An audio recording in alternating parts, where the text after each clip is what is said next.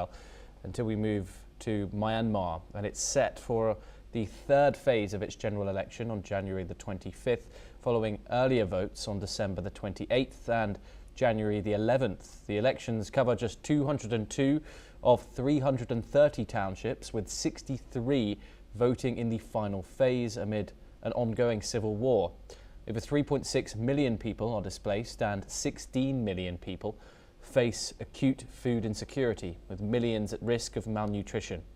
The economy is projected to grow 3% next year, but inflation remains above 20%.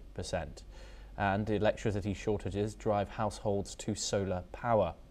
The junta says the polls have popular support, although analysts doubt stability will follow amid mounting conflict.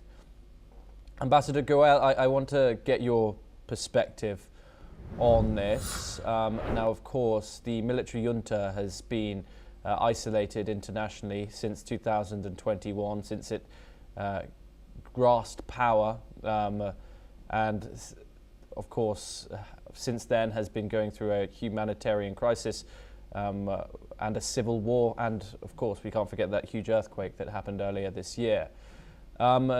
Given the style of rule by the military junta, how likely is it that Myanmar is going to be re-welcomed back into the international community after this election, which is obviously throughout humanitarian agencies and others has rang many alarm bells?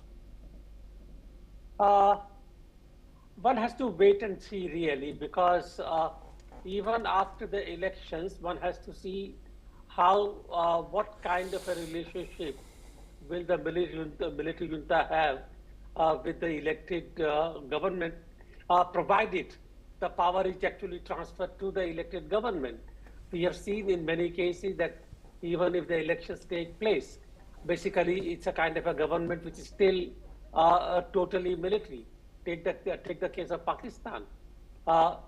There may be the elected president by the name Shahbaz Sharif, but the power remains with the military. But in any case, in the case of Myanmar, even formally, we will have to wait and see if there is a handover of power to the elected government or not.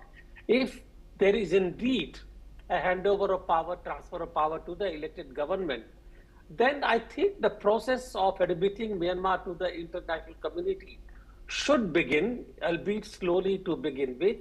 Particularly, I think humanitarian support that Myanmar needs should begin to flow to, as far as I can think.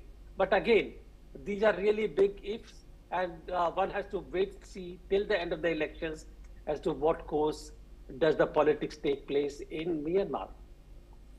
Indeed. Ambassador Suresh Goel, thank you very much for joining us. It's always a pleasure to talk to you and have you on the programme. We now move on and over to Vietnam, and at least 7 people have died after a bus carrying 19 passengers overturned on a mountainous road in the country's northern Yen Bai province.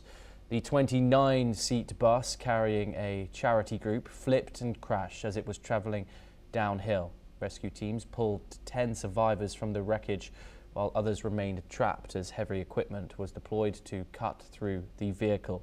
Local officials believe the crash may have been caused by a brake failure, and police, military units and local residents were mobilised for rescue efforts, and authorities have opened an investigation into the cause of the accident. Well, that's all that we have time for this hour. Keep watching NewsX World for more international updates.